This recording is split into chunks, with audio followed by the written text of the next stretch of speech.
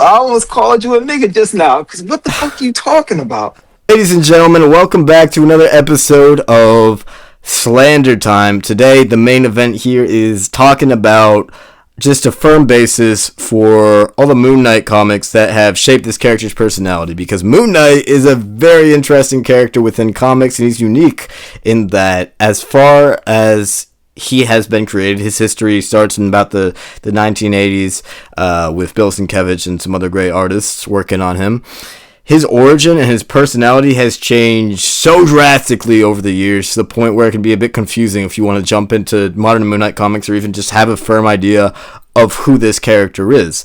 So I got 3 runs together here. The DeMatteis run from the 80s called Scarlet Redemption. That's just 6 issues and introduces Moon Knight and his villain Stained Glass Scarlet, as well as the emotional conflicts between them. And Moon Knight's base character arc. And then the Warren Ellis run, which is just mostly action, mostly self-contained issues with the Mr. Knight arc going on. And then finally we have the Jeff Lemire run that focuses in on his mental issues and basically a WandaVision type scenario where he has to finally come to terms with Khonshu, the god that he serves as Moon Knight. So starting off with the DeMatteis run. J.M. DeMatteis is one of my personal favorite writers, but I had some worries going into this because it's very different than every other comic that we've read so far. What did you think about it, Freddie? Yeah, I'm not gonna lie. I was trying to be nice about this. Why the fuck would you recommend it? What do you think is bad about it? No, it's just... It's not bad. I think the character arc he undergoes is very good. I think it is a well-written character arc. It introduces you to... Alright, frankly, there were not a lot of good Moon Knight comics from this era. This was like the only one that stood out. If you look up like on Reddit or anywhere else, hey, is that run of Moon Knight comics, it's like 70 fucking issues. Hey, how many arcs are worth reading in that? They'll just tell you this, and basically that's it. So there weren't a lot of great options from that era, but I think it's important to understand that there was an era where Mark Spector was Moon Knight. There were no alter personalities. He was just a rich guy that was basically like Batman, but like a more emotional, conflicted Batman, you know? And that gives you his character depth in an era where he didn't have a lot of character depth. So I thought, recommend this. That's a good starting point. You obviously disagree, so talk to me. What's wrong with this story? Pretty simple, Riley. It's a whole lot of depth, a whole lot of emotion that I didn't ask for. I don't know this motherfucker. There's a whole lot of like emotional, like fucking psyche, all that information you want inside his brain. I don't know this fucking character. I don't give a shit about what he's gone through and about his fucking personal problems right now. That's true. That was the first story you gave me, is this fucking Klansman, by the way. His Klansman. That was the first one you gave me. Yeah, because I thought you had an idea that he's just a Batman ripoff, and this is the first story that actively disproves that. I didn't compare this fucking this damn. You call him a Klansman? What? Yeah, I didn't compare this 1900 sack wearing Klansman to Batman. I never did. Yeah. I give a shit about his fucking dad pulling up. He got stabbed by his ex bitch in a river. I didn't care about none of that. It's like I'm just sitting here. I'm flipping page through page. His whole like moral dilemma and shit. I need a moment to think here. All right. Okay. So, what do you normally value in a good complex character arc? What do you want to see to get you attached to a character so I can understand this for the future and this doesn't happen again? Oh, the thing is, like, by itself in a vacuum, it's not the worst thing ever. I could appreciate what was on the page, but we have to add the fact of I don't know this. You don't think they did a good job introducing him at the start of the story? Hell no. You want me to give you more Moon Knight is what I'm hearing. You want to get his origin right out the bat. No more.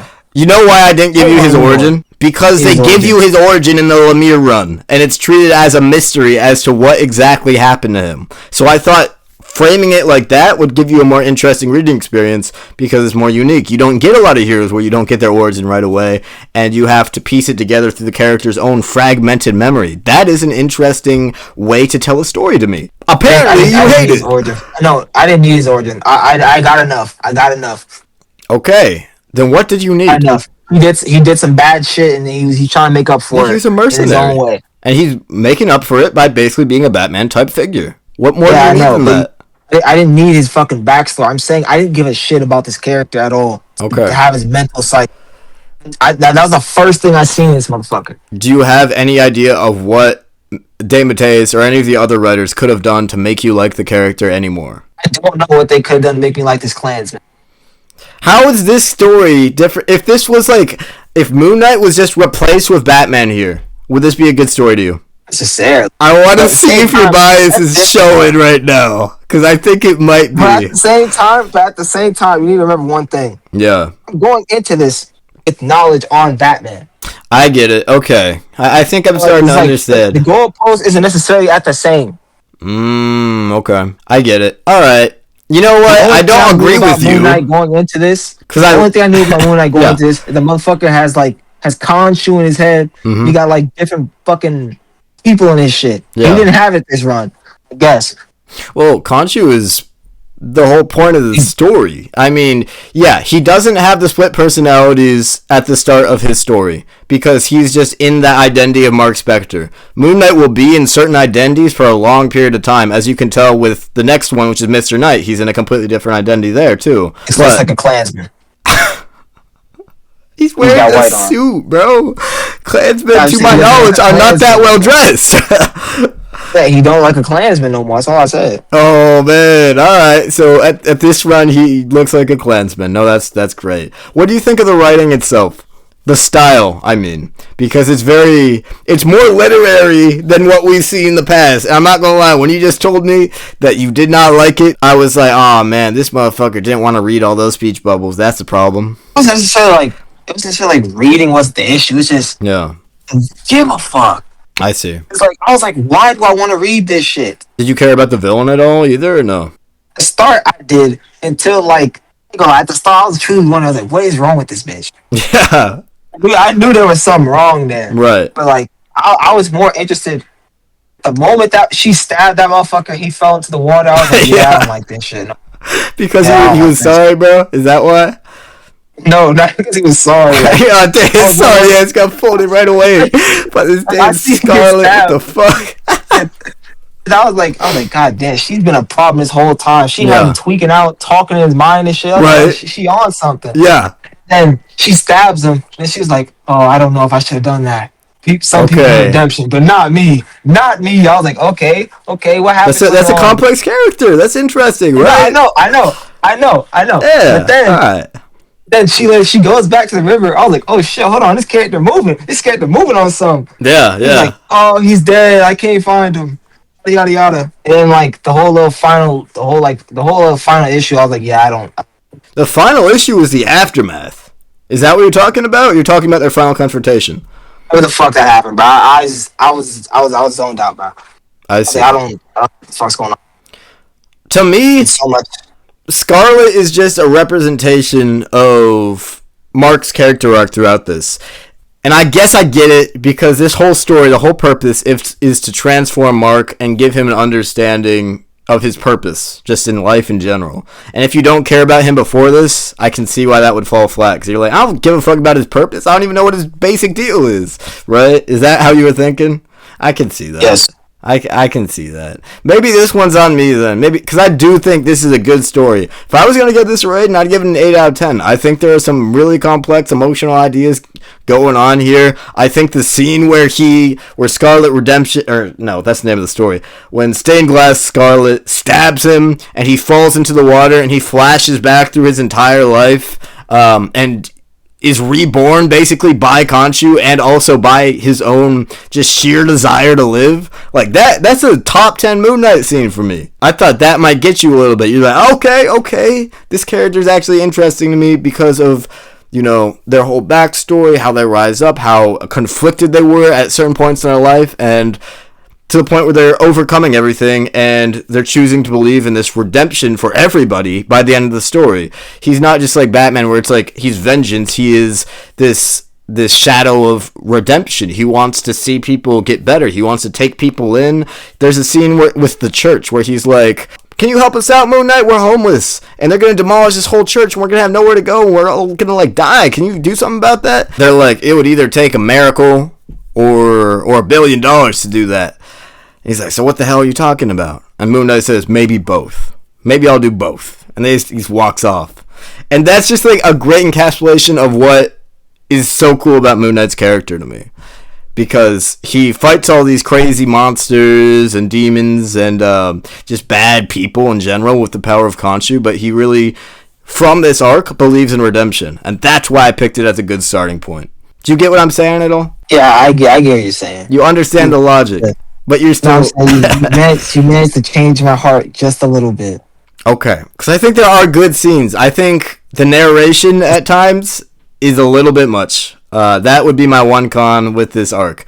It's just like, we don't need sometimes all this interiority when it comes to Stained Glass Scarlet, especially because we understand her deal pretty early on. She's not like, she's a complex character, obviously, in that she's traumatized, but she's not a complex character in that I want to know all these facts about her. I want to know what she's thinking at this moment. I want to know what she's thinking. Like, I understand what she's thinking. She's conflicted this whole time, and a lot of those scenes don't necessarily further her character in an interesting way. So that would be my negative here.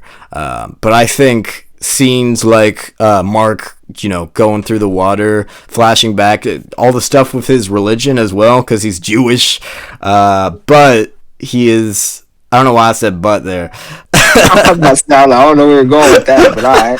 No, he has these lessons of religion early on that he like kind of teaches to these criminals and also to himself. He reinforces it to himself by teaching it to these criminals. Like the bit with the snake in issue 1 that goes towards this village and wants to repent because it feels sorry for biting all these people and causing all this misery. And in the end, he lets himself get beaten up because that's what he's told to do by his god.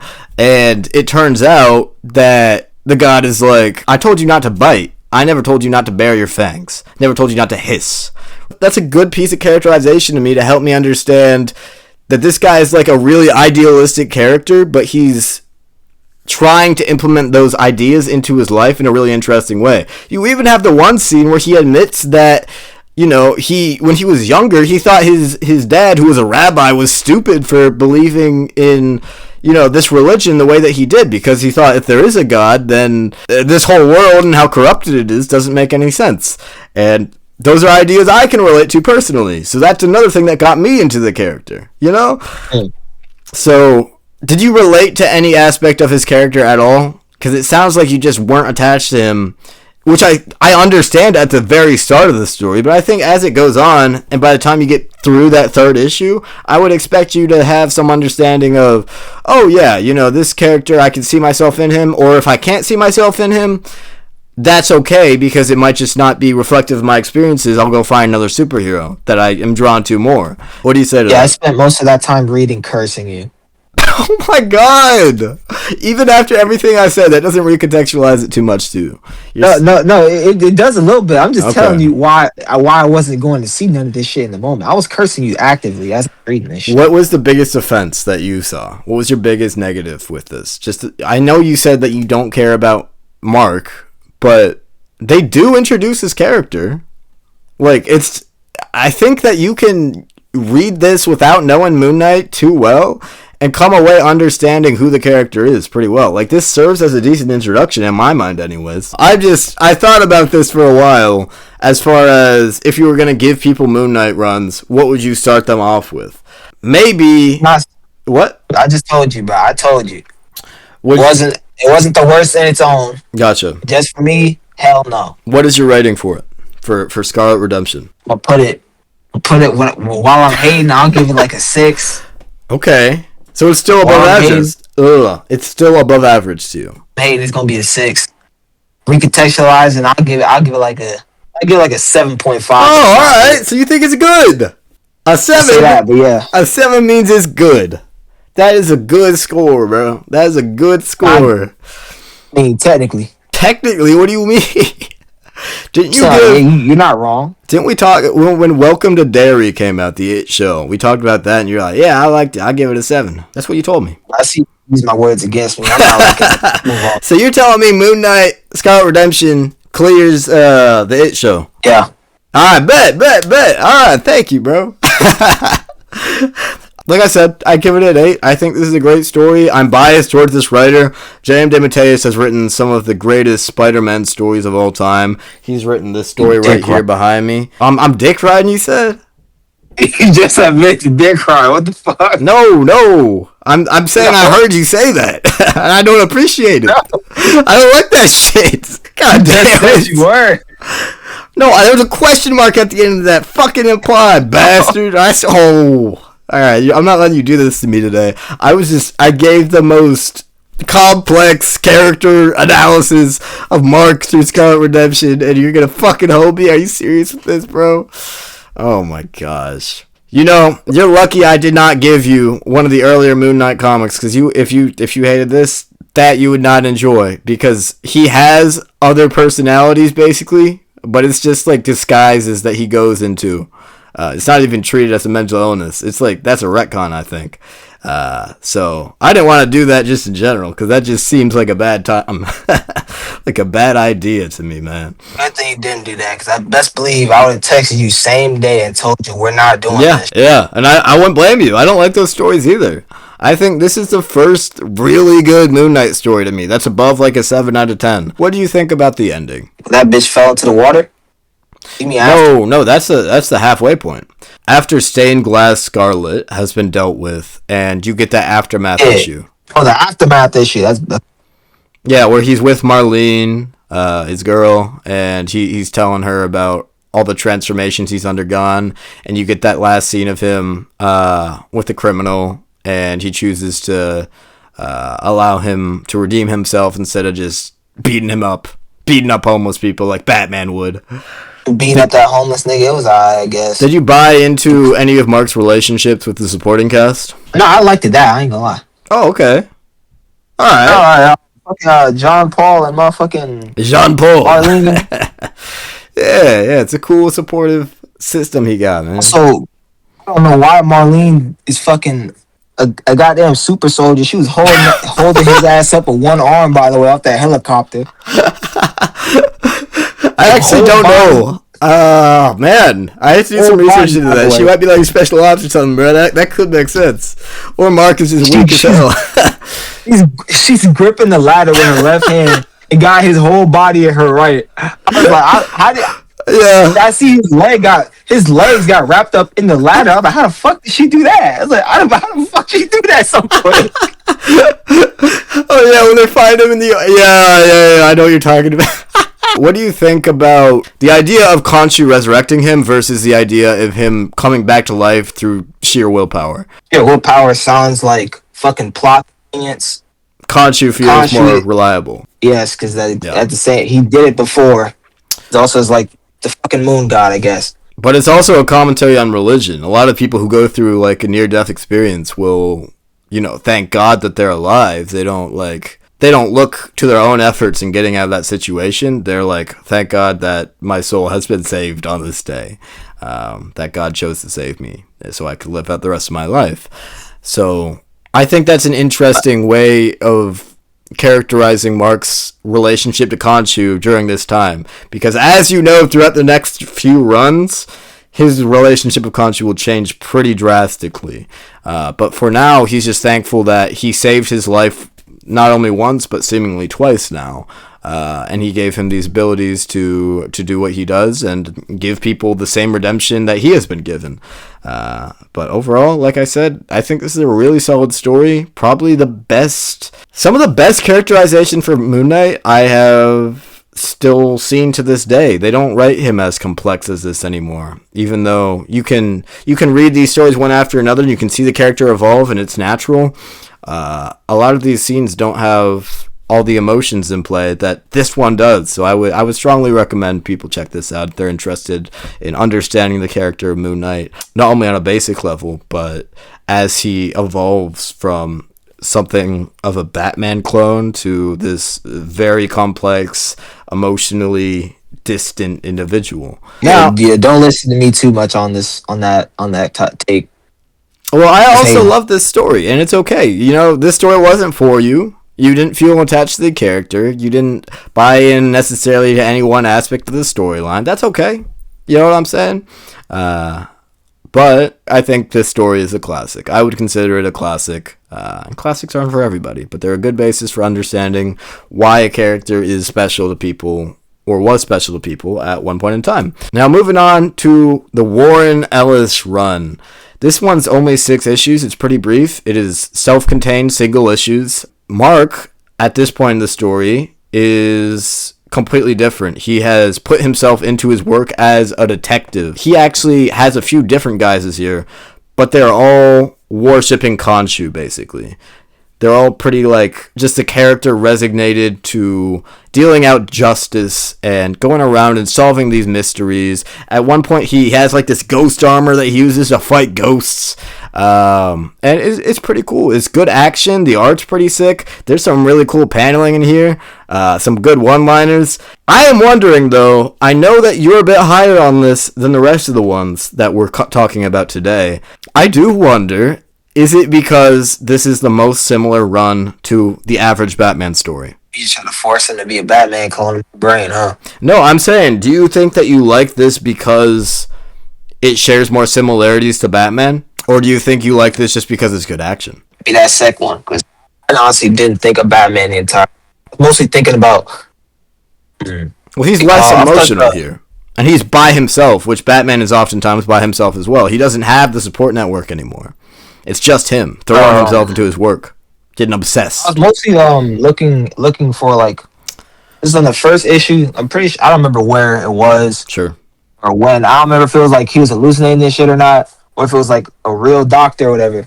He was like, yeah, you got brain damage, twin. Yeah. I was reading the rest of that. I was like, oh, damn, I was just looking for it. That is how the multiple personalities are explained in the modern day, actually. Because, as I said originally, that didn't make a lot of sense. The original way they did it, it wasn't really representative of dissociative identity disorder, which is a very real affliction that people deal with. So Warren Ellis decided to say, hey, this guy died and came back to life. And in that resurrection process, he endured brain damage, which fragmented his mind. His death and resurrection, combined with the power of Khonshu entering his mortal body, caused him to break apart in these multiple identities. Throughout these next few stories, he has to kind of come to terms with that. But he's not coming to terms with that in these 6 issues. He is kind of just ignoring them and trying to find people to exact his vengeance on, serve Khonshu the best he can. Do you have a favorite single issue here? Does the story stand out? Because there's some pretty different adventures. They're the ones I like the best. Yeah. There was the two that I remember off the top of my head the best. Yeah. Is the sniper story. He's like looking for and then the second one was the one where that girl got kidnapped. Yeah. Are you talking about the building one where he has to go through the whole fucking building and? Yeah. Yeah, that one has the best action, I think, for me. No, that's pretty, like, I remember the one panel from that story where it's just Moon Knight and his cape merges in with the white pages of the comic to fucking just take up like half the panel. It's a rectangular panel at the bottom of the page. It's so sick, man. He delivers a crazy one-liner there too. Bro, he just has some great action moments, some great one-liners in here. What do you think about the mushroom issue where he goes to Mushroom Land? You talking about the one where he starts tripping, bro? The doctor was fucking putting people to sleep and shit.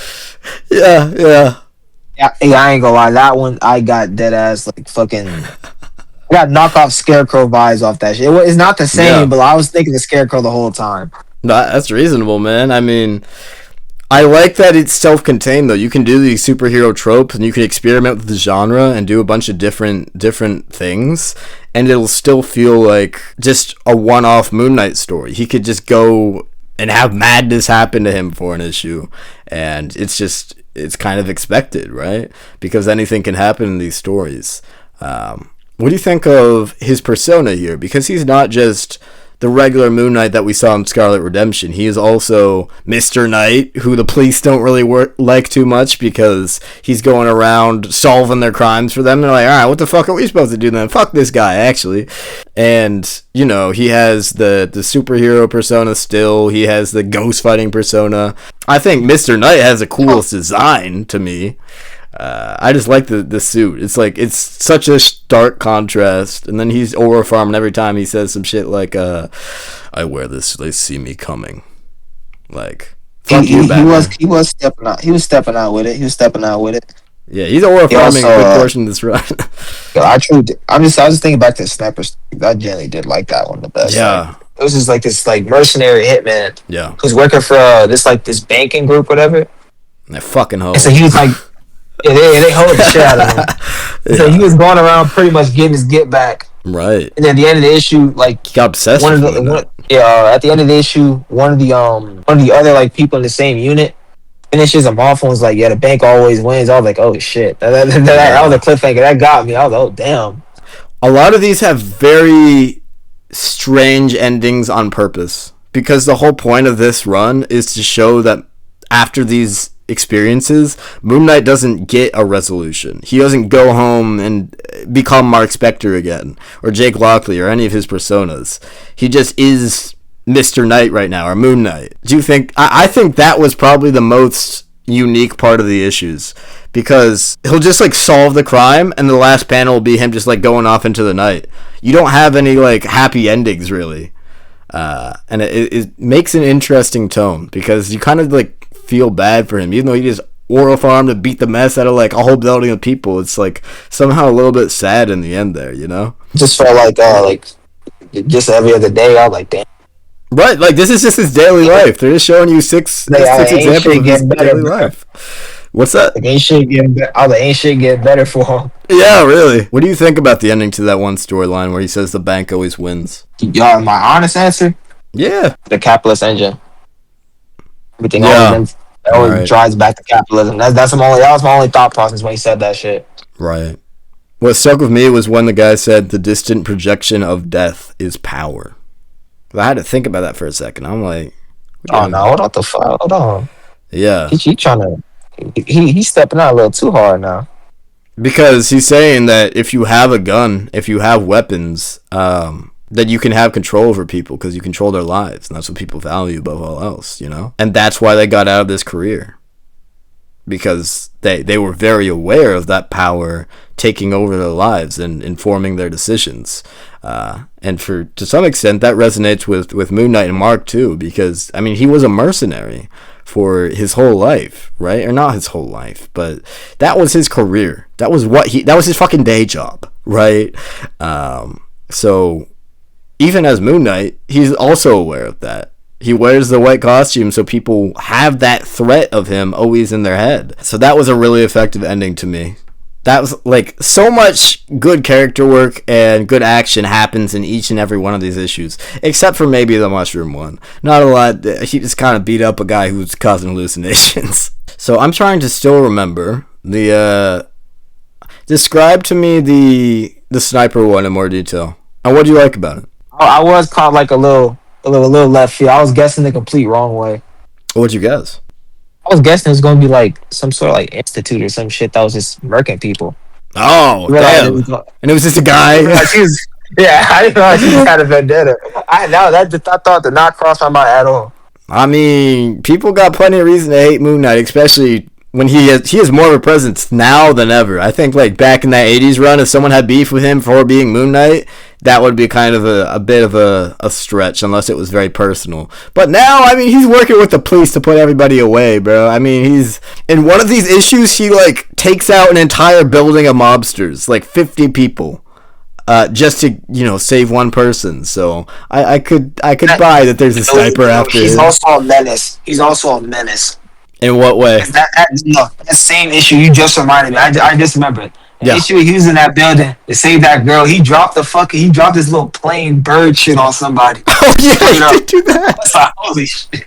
His moon jet. He fucking owed that person, bro.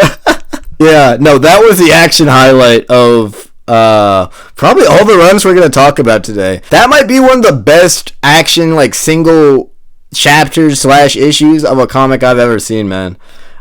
Just because it's like, he's got that style to it, man. He's walking up just completely white. Everyone can see him coming. And he's just destroying everybody in, like, terrible ways. Until he rescues the person. And then he's gentle and it's calm and he just goes about his day. And that's, again, I think the most interesting part, beyond all the action and the great art by Declan Shalvey, is how it cuts off in the end, and it becomes just another day in the life of this character. And you start to feel bad for him, even though you see the coolest shit ever happen. Because it's Moon Knight. I don't know. I don't get that same effect with Batman at all. Even though it's technically probably the same, I get the sense that being Batman fulfills him. And in these 6 issues, I don't get the sense that he's fulfilled with what he's doing. Do you? Nah, he's just working. I don't know. You think of comparing to Batman, it generally feels a little different. It is different. You're right, but it just straight up feels different. Like, not even like sense of fulfillment, kind of different. Mm-hmm. It's more of like he doesn't need to feel anything from succeeding. I see, but like it's not all the way true. But at the same time, it's like even if he didn't feel anything from it, he'd still feel he has to do this. Yeah. Well, I think another thing is Batman is a very emotional character, and so is Moon Knight, which is why it feels so wrong when you have these issues where nothing really distracts him or dissuades him from just being soulless and emotionless, you know? You don't have a moment where he, like, sheds a tear or he, like, gets really fucking angry. If anything, it's the villains who get angry at him for not showing those emotions. Like, Black Spectre gets so pissed off that he's not, you know, I don't know, going to the next level against him. It's like, I don't know, there's plenty of examples of that in anime, for example, where they're mad that the hero isn't taking it seriously, like Luffy against anyone, for example, right? They're mad that they're not pissed off and, like, losing their shit against this villain because it makes them feel like they're not being taken seriously. But I don't think, in this case, he's doing that on purpose at all. He's just that fucking mentally drained because he's doing all this for Khonshu. He is going out into the night and fulfilling his God's will because he thinks that's what's going to give him purpose. And it flows really well into the next run because that's when we figure out he was fucking wrong. So we get into Jeff Lemire's 14-issue run, and this one's interesting to me. Talk to me. I know you have certain feelings on this. I think this is another 8 out of 10 run. And before we move on, I guess we should rate the Ellis run. I would give each one of these stories a solid 8 for me, honestly. What about you? What do you give these 6 issues by Warren Ellis? Put this at a 7. A 7. No way you're bigger on Scarlet Redemption than this. Well, Riley, you fought really hard to change my mind. I did. We've talked about this for just as long as we talked about Scarlet Redemption. No, so it's like the thing is like you didn't really open my eyes to this. I already liked it. So yeah, I get it. This isn't like deep. The only thing deep is about how he's emotionless, which is not deep in and of itself, you know? So yes, it's like you didn't really change, but you didn't really open my eyes to anything here, so nothing really changed. Right. I just think these are really good action comics. That's what you're gonna get out of it. If you just like good action and superhero comics, if you like vigilante shit, then you'll like these issues. And if you like a feeling of kind of unfulfillment, if you want some complexity in that way to your superheroes, that's another thing this does really well. And it gets in, it gets out. There's nothing here that drags. It's just a lean machine, you could say. But moving on to the Jeff Lemire run. This was my favorite for a long time. I thought this blended both worlds of Moon Knight the best way it could have, because it had the emotional complexity of James DeMatteis' run. It had the action and the unfulfillment and the complex mental issues that we just talked about, and it combined them and it managed them really well, I thought. And it wasn't overbearing, it wasn't like terribly paced, it was a longer story, but you're always moving towards something in this run. And you're constantly guessing what is real, what is actually happening, which after the kind of emotional nullification of the last issue where Mark makes himself feel nothing and not let any of his other personas in, even though they have entered his mind in between DeMatteis and Ellis.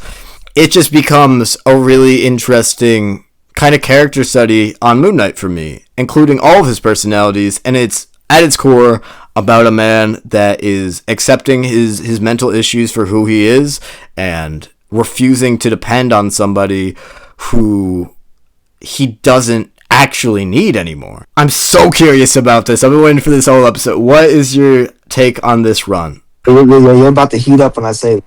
Okay. I'm saying, I was hating. That's it. What? Yeah, I was hating. So, you think the first one is mid, you go to the second one, you're like, yeah, that's pretty good. And you go to this one, you're back to hating. Yeah. Why? You were improving. Oh my god. No, the whole time I was reading, I was like, so he's pretty much being gaslit by this fucker in his mind. Yes. By his brain, that is the premise. His brain developed. So I was like, damn. Like, next. Alright, motherfucker, can you not handle metaphors? You can't handle... Alright, listen, first of all, it is not guaranteed that any of this is real. And that's what's interesting about it. Because you have him in a mental hospital. A mental hospital is not fucking real, technically, by the way, right? And then you have him just go through this city that is decaying with sand and demons and everything like that. And you're like, you can't accept that this might just be all in his head and might just be him figuring his life out and having an emotional collapse and working through it internally in a really interesting dynamic action-packed fashion, bro, reconciling with everything that's led him to this point, and it ends on the rooftop. He accepts himself in a fucking peak moment, by the way. What are we doing? Why? Yeah, exactly. No, have an argument. I told you have an argument. I never agreed to I was gonna have one. I just did. That's what happened. That's what happened. Bro. I told you it's gonna happen. Everything you just said, it can be right. It can sound good. But best believe I don't want to hear that shit. I made up my mind. The moment that motherfucker start hallucinating, the moment that shit start happening, I said, you know what? Khonshu ain't real. Fuck it. Okay. Khonshu is real. Khonshu brought him back from the dead, so obviously Khonshu is real. No, okay, so tell me from the shadow of doubt you knew Khonshu said everything he just said. It's not. Alright, so you just don't like stories where you can't tell what's happening because of the character's mental state and perspective. No, you just said that, right? You just said he doesn't know if Khonshu's real here. That's what you said, right? Yes. I said, do we know? He doesn't know, but do we know? Yeah, we know Khonshu's real. But we don't know if Khonshu... Alright, so... we both know. Mark knows Khonshu's real. In this run. In this run.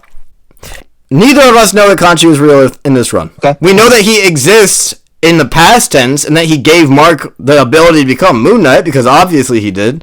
But we don't know if he is tormenting him in the mental hospital or if Mark is just weakened because of his realization of all these different identities coming forth and the emotional desensitization he was doing in the Lemire run.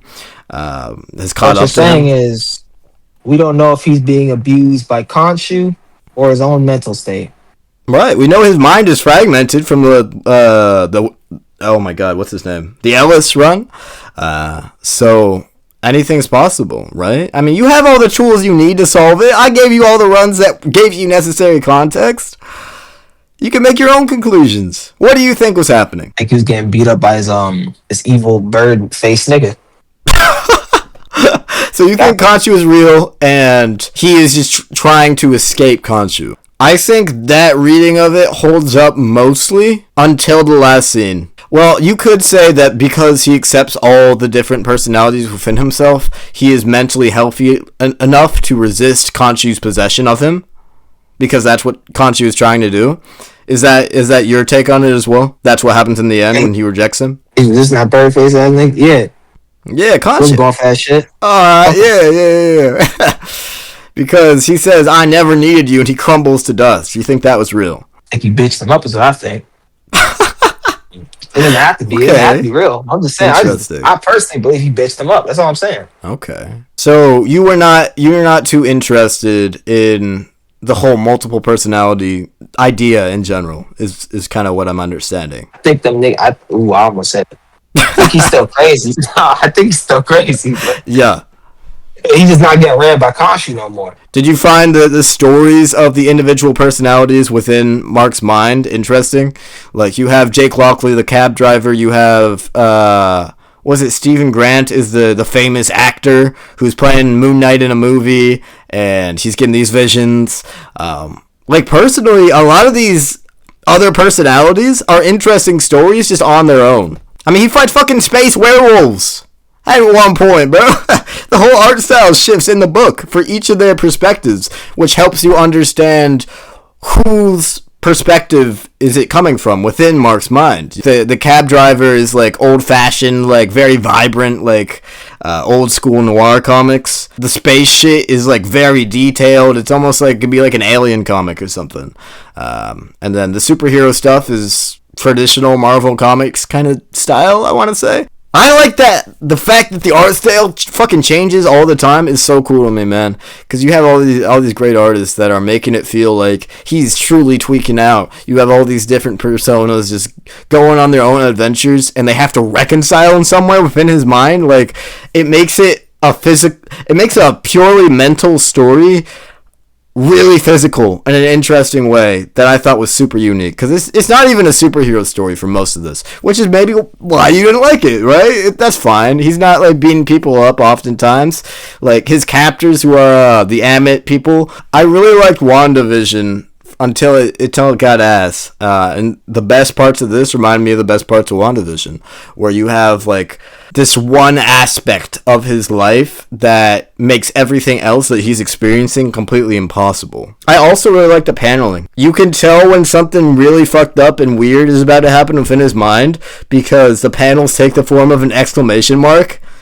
Did you notice that at all? It's almost like spider sense. It's super cool that the panels themselves can play a part in conveying the story. There are a lot of interesting mental health messages here that make me think that maybe Khonshu isn't real. That is my perspective on this, honestly. That would be my take. I don't think Khonshu existed in the form that Mark is seeing him as throughout this. I think he's truly just having mental issues. When he asks, am I really just mad? When he asks that to Khonshu asks, does it matter? Because your madness is your gift, and it's what's going to keep you alive. You need to stop fighting it, give into it, and let it guide you. That makes me think he's talking to himself, because I don't think the god Khonshu would actually say that. I think he would manipulate him in more subtle ways than that.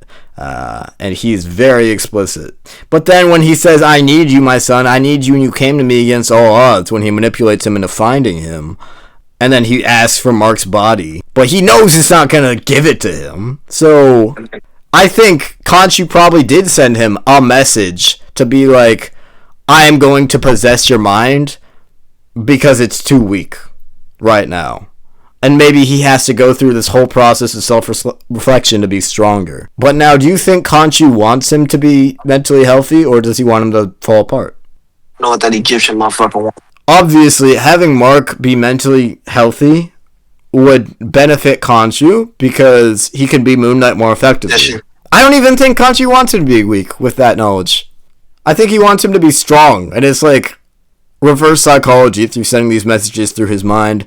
And he wants him to maybe not move beyond him. I don't think the extent to which Mark heals in this run is what Khonshu actually wanted. But I think he would be okay with the result. I think he would know that this is a necessary step for Mark to heal the damage that was already a part of him when he first became Moon Knight.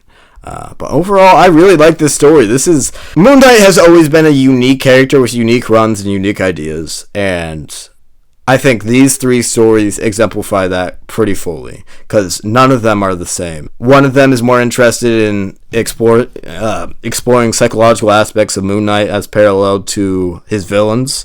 One of them is focused on the solidarity that he feels when he fights and focused on the action, and one of them is focused on story of mental health recovery and what that could look like for a superhero who has all these thoughts floating around inside his head. And overall, it makes it one compelling narrative to me, man. You can go from one to another and feel like this character has truly grown along this time. But yeah. All right. So what would you give this run out of 10? Good 6. A 6. Okay. I disagree very strongly with this notion. You could disagree all you do. But it's okay. I give it an 8. You know, I think this is a very special storyline, bro, for Moon Knight. And I don't think we'll ever get another story like this in comics, in mainstream comics, certainly not, about just dealing with mental issues as a superhero in this way. All right, we're going to move on to the rest of the series now. What are your top 3 single issues of the week? Number 1, you're not going to like this, actually. Number 1 was Green Lantern. Oh, I agree with that. That's my number 1 too. All right. Number 2 is Catwoman. Number 3 is Batman, and Daredevil's in last. Damn. All right. I would say Absolute Green Lantern is also my top. But then I would go Daredevil number 2 because my goat shows up. And I would go then Batman, and I have Absolute Catwoman last. Let's talk about Absolute Catwoman first then. Because we're very split on this. Some context, I don't think Catwoman is a super interesting character in general. She reminds me of Black Cat, and I also hate that bitch. I don't know. I just don't like cat superheroes. Yeah, I know why you hate Black Cat. Besides the point. What did you dislike by Absolute Catwoman? I didn't dislike anything about it. I thought it was a solid start. But first of all, the difference, because all the Absolute characters have a difference between them and their mainline universe counterparts. The difference between Catwoman is just she succeeded in life, basically, right? Like, she doesn't have Batman stopping her, so she lives in this mansion. She has, like, a pet tiger or something, and she's retired. She's the greatest thief in the world, and she's proven that, and she just gets to chill now.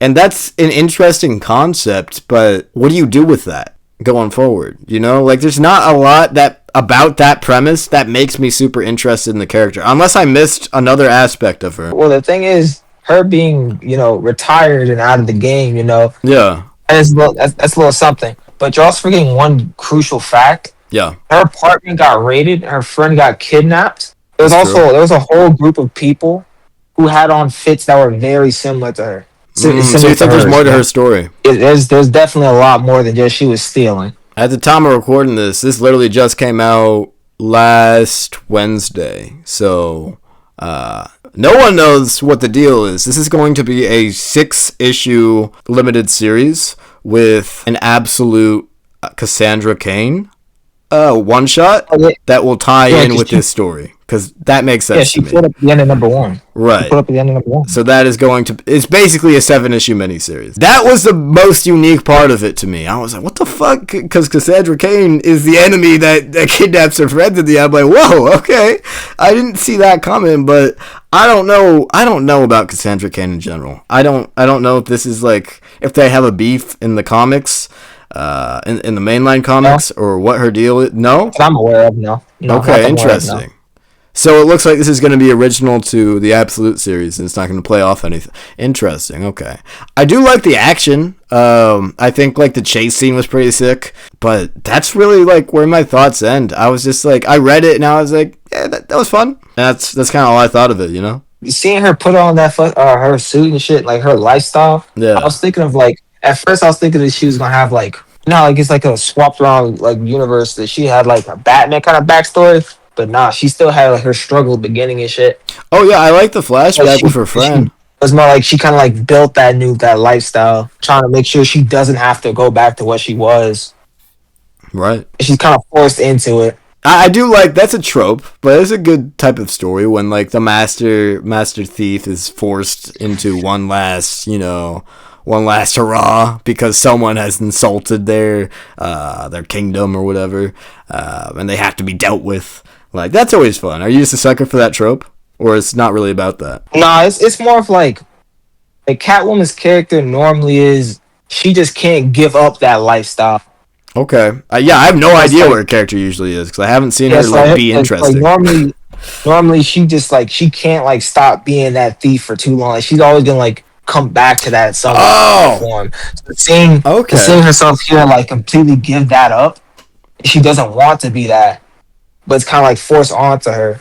Yeah. Then also think about in the past, like what did she have to do that she didn't want to do clearly from the beginning? Interesting. She hasn't seen her friend in like 7 years, I think they said. Yeah. You know what? That makes me go higher on it, actually.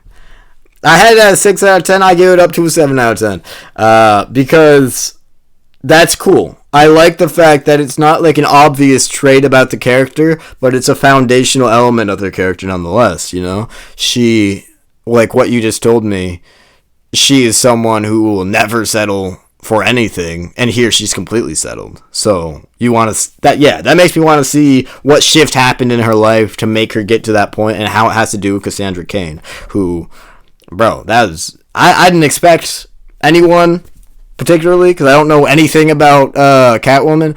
I just read this because it was the new Absolute book, and I was like, Absolute's been killing it, so we might as well check this out. It's got good faith right now. But yeah, so you're in on this. You want to keep this in the lineup?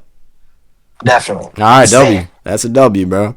Do you have anything more to say on it? Next, we're going to move on to... Let's do Batman. Batman number 3 is a good issue. I like it. It is building up the whole issue, but it is building up to things that I like. So I'm okay with that. What do you think of this issue? It didn't really have like outside like the build up. There wasn't any like. Actually, no. There was one interesting thing for me personally. It was the fact that Damian, the reason he isn't Robin anymore is because he's going to college. Which how old is he? Because he looks super young. 14. Okay, so he's skipping grades, right? Yeah, sure, makes sense. Yeah, it was interesting seeing Damian like in their sparring session, kind of grapple with like what he wants to do in his life in general. Because I've never thought about that. I thought he just wanted to kill motherfuckers his whole life, and obviously that's not sustainable. It's like you can't just do that. You gotta do something else, man. Which is yeah, I like that for his character. I also like the fact that Gordon and whoever the other was, it Bullock, Sergeant Bullock, are teaming up, because I always thought that Sergeant Bullock was the one who was against Batman and Gordon was the one that was for Batman, but now they're working together because he's like, yeah, this motherfucker corrupt, you gotta deal with them, bro. I always like seeing unlikely allies come together. The Riddler is fucking tweaking. I hadn't heard about this guy for a while. His name's Edward, right? Yeah. Yeah, fucking Edward been off my radar, man. I haven't heard about him since the fucking 90s. Or maybe, I think in the New 52 he had an arc with Batman. Yeah, he did. That was cool. I think we talked about that before. Yeah, it was a year zero. Year zero. Yeah, year zero. Year zero. Yeah. That was a good story. I haven't heard about him since then, and in that story, it's kind of like traditional Riddler. So apparently, he just can't stop telling terrible riddles. I guess. I mean, Batman said he went straight. He was a CEO until whatever the fuck just happened to him. Yeah. Which is probably related to that device that one chick is working on. He really said he couldn't stop. Right. Yeah, just can't stop creating, basically, is what it seems like. Because she was talking about, like, oh, Van Gogh could have painted 30 paintings. And then what? She was talking to the freaky-ass Batman villain, the Professor, Hugo Strange. Yeah, I don't know how he's out of prison. I really don't. Man. You can say that about a lot of politicians. So we're not gonna talk about that, bro. But I could see it. And he is actually on the good side of things, it seems, right? He's like, if you put this on Van Gogh, his genius would have been diluted until it didn't matter, right? And he's like, oh no, we put this on Van Gogh, we could have done 30 paintings. Why don't you want that? Which kind of, I think this is going to end up being a commentary on AI, pretty obviously, right? Do you get that as well? I wouldn't put it past it, but at the same time, though, it's like, I don't know. I just feel like that's where I think it's going. I could be wrong. That's my prediction. No, like it can be, but the thing is, like, the fact Hugo Strange is like trying to go against it automatically makes me think that this motherfucker knows something he should know. Yeah. He got something to do. They wouldn't introduce Hugo Strange for no reason. I don't think so. So him of all people is against it. I don't know. There's gotta be something more about that. How the fuck they let him on the news though? Like convicted felon on the news talking about this shit. I don't know, man. And I don't know. The president will be on the news. So I mean, they made Lex Luthor the president. So oh I wasn't talking about DC, but yeah, that's it. Yeah. That's true. I wasn't talking about DC. Bro, the president is evil in multiple realities. It's crazy. Yeah, how the president get down to Marvel? Oh, president. They don't bring up the president too often. Damn, they careful as hell. There was that one Spider-Man issue where he like teams up with Barack Obama for some reason when he was president, but that's about it.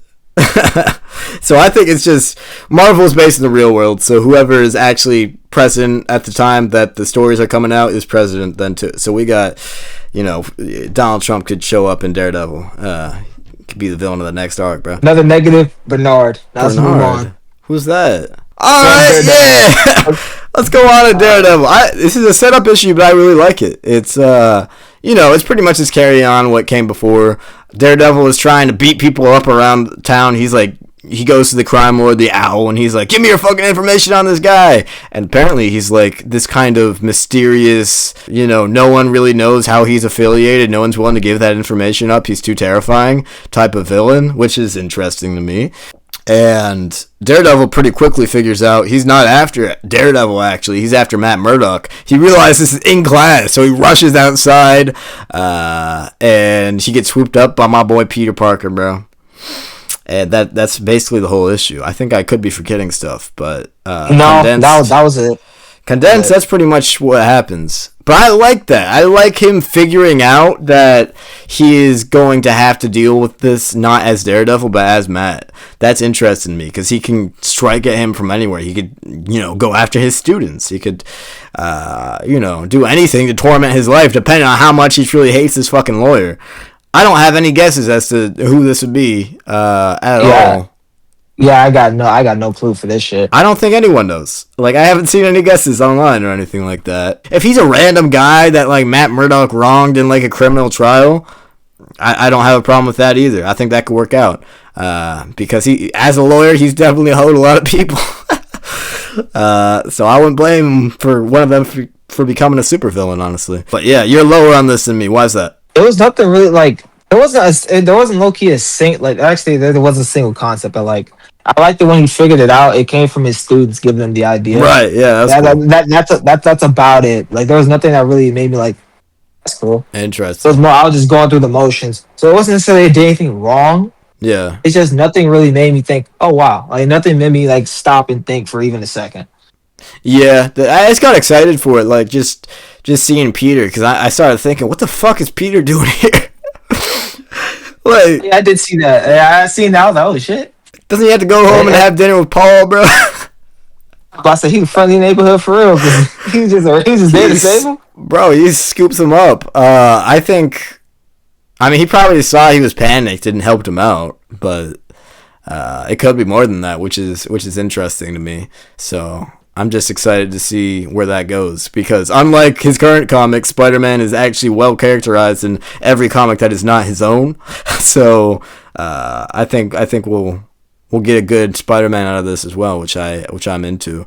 I think if they keep Spider-Man in the book, he's beating the mess out of this villain so fast. They can't do that, so he gotta go pretty soon. I figure he'll be around for next issue, and then that'll probably be it, like half of next issue. Daredevil's good as a teacher. He's good doing street level. I think probably, honestly, most superheroes would be good as a teacher. That'd be an interesting concept for pretty much anyone. And now we're moving on to the number one story of the week, the fucking absolute Green Lantern. Yeah, I like this a lot. There was too much that got me into this shit. Oh shit! All right, have you heard about this before we read it? I did. I heard it was good. Yeah. But then when you suggested it, I immediately said, all right, I'm gonna wait to read it then. I'm gonna wait to read it. No, this is crazy, because I've never given a fuck about Green Lantern. I don't give a shit about Hal Jordan, bro. It's like a mystery. It's like this ring is possessing him and has this crazy power that won't let him die, that is responsible for countless tragedies. He slimes out a fucking police officer. I can tell you one character that's not getting an absolute police officer, because he got fucking hoed, bro. So many like other Green Lantern concepts are already like subtly being challenged, like as we speak already. Ooh, what do you know about Green Lantern? It's subtle right here. It's not like out loud just yet. But, like, the entire time, like, howls are out and around, the people around him start, like, acting irrationally Have a Oh, lot of I didn't notice and start that. having a lot of like fear inside of like the police officer. He immediately starts getting afraid.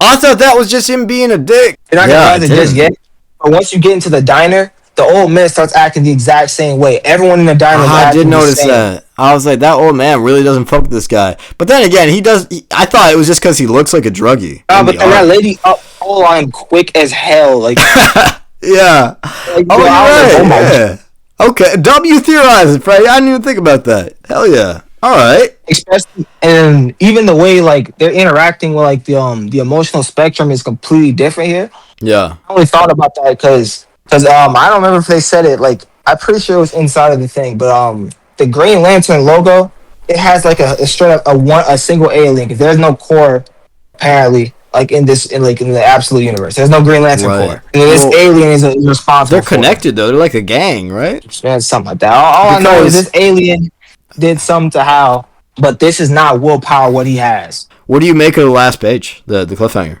I where she shows up? I really liked it because it looks like she has that like that will energy And that we she has normally see power in Green somehow. Lanterns. And she has the I powers, don't but know. she has no ring.